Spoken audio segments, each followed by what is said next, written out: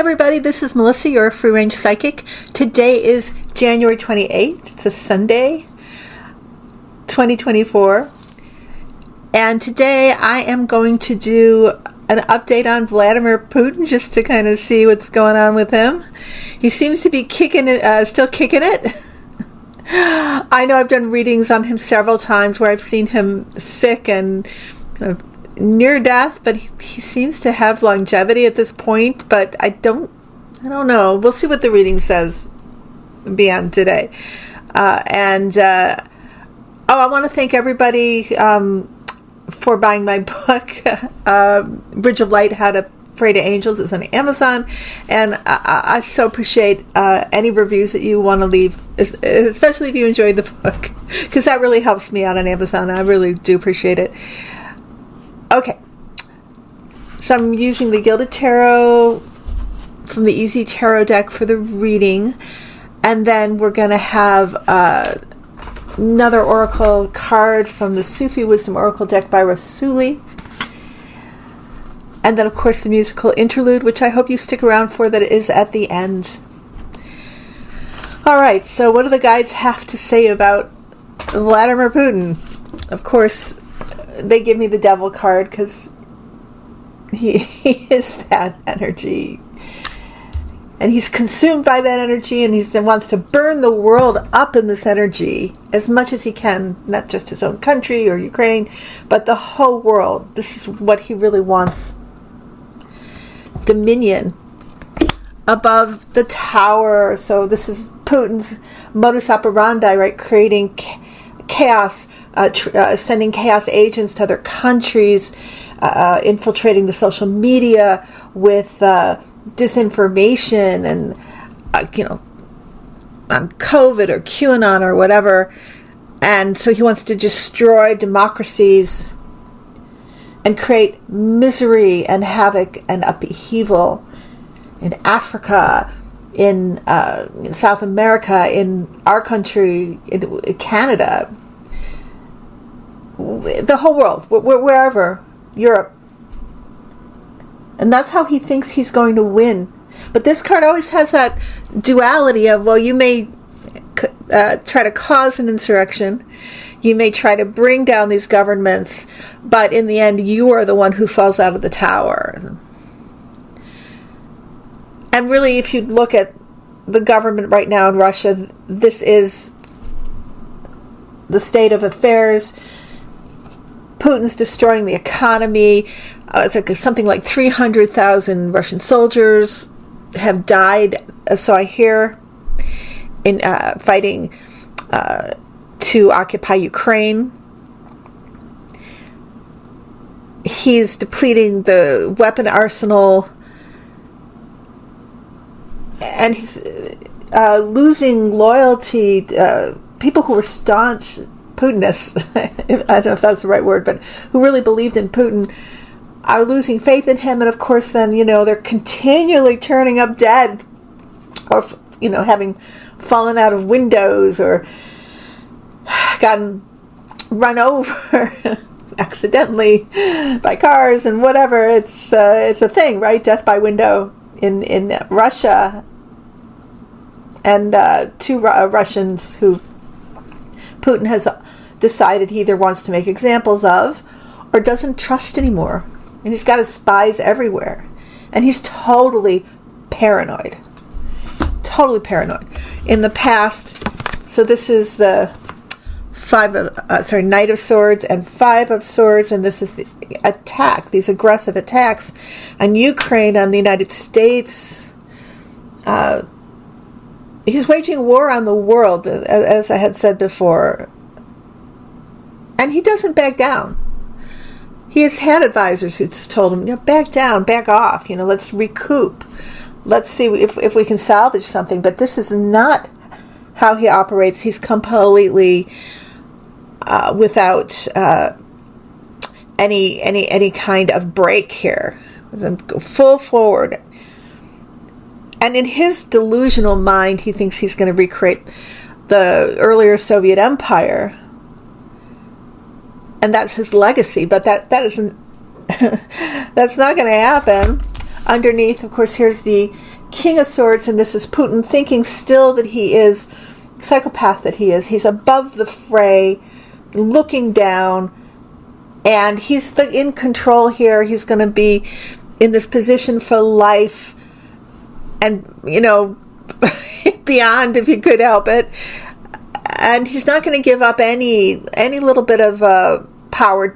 He's not going to delegate anything. He's going to be up here, being in control, manipulating everything. In the future, however, the guides show me very clearly death. Now, I know I've done other readings where this has come up for him, but they're talking about assassination. And so what I'm hearing, allegedly, according to my guides, not written in stone, this is just what I've been hearing recently, is that there's going to be revenge. Somebody who was a staunch loyalist to Prigozhin, who Putin did assassinate. He was in proxy anyway, or in absentia, he had, somebody bring his plane down. But that is not forgotten. Prigozhin has a very, very loyal followers who are still mourning his death. Monster that he was. And monsters do tend to have their own disciples, right? So death is coming for him. And I believe it will be in a similar manner to how Prigozhin died. There's some irony in Putin's death here, allegedly. The clarifying card is the Ten of Swords. And this, oh my God, this describes the state of Putin and Russia so well. Destroyed by their own swords, by their own aggression, by their own tyranny, their own karma, their own crimes here. And when I say Russia, I really mean Putin and his government, because Russia as a country, of course, we all pray that they can one day have a democracy themselves and be liberated from this horrific, vicious circle that they're living in. It seems like everything that they attempt to do has effect of disaster, terror, of coming back on them, and also this has caused their attack on Ukraine now has caused attacks on them. Ukraine initially, I think, was hesitant to outright attack Russia. Russia is being attacked by Ukraine, and they're under fire, so to speak. So the guides showed me the future outcome card, and they show me Chariot reversed, and what they're saying potentially is that the way that Putin is brought down isn't, while he's in some kind of transit, in the way that Prigozhin was brought down, maybe on a plane, a train, wherever. This is how they say it's going to happen. So we'll see one way or another. His trajectory is reversing here, and he's brought down.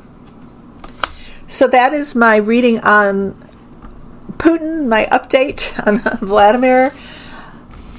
We're kind of watching it in action. Whenever the guides give me time periods, they see way beyond what I see. So when I think something's immediate, to them immediate might be a few years. To me, it's like, oh, it's going to happen tomorrow or next month or something. But I feel it very strongly that his end is near. I mean, it still could be his health, but they're showing me this. Maybe they're just showing me an assassination plot that's really building up around him. But that's how, right now, I'm perceiving through my guides that he's going to meet his end. Whew, okay, so let's look at our Sufi Wisdom Oracle card. And the card they chose for us, my guides, is Time to Play.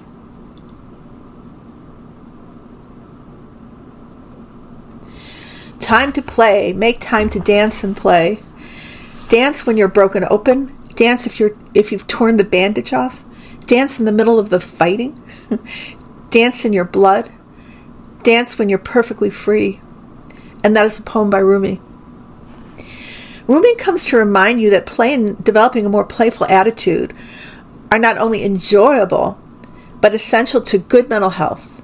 This change plays an important role in building strong, healthy relationships by bringing people closer to you, creating positive bonds, and resolving conflict and disagreement. If you are looking for new relationships, playfulness and humor can be effective tools, not just for attracting others, but also to help overcome insecurity and feelings of embarrassment that might have arisen in your past encounters. Oh, dear one, do not limit your own joy by being self-conscious and overly concerned about how you look to others when you attempt to be lighthearted. There is no reason to be worried that being playful will make you look ridiculous.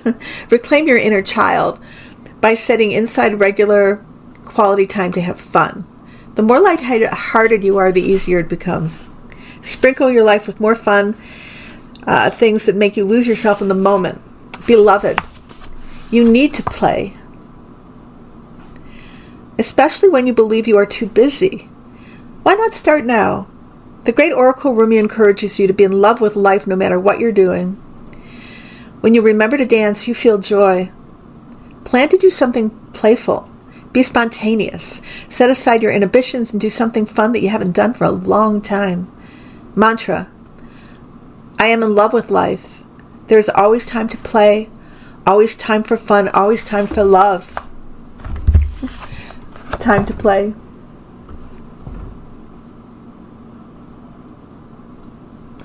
Okay, you guys, I love you. Guys, try to remember to say this and then forget and then remember at the very last moment. I am available for personal readings. My information is below in the description box or at the end of the video. I read on past lives, anything in the present, future. I'm a medium, and I love to introduce you to your guardian angels. You guys, you take care, and I will see you next week. Okay, bye-bye.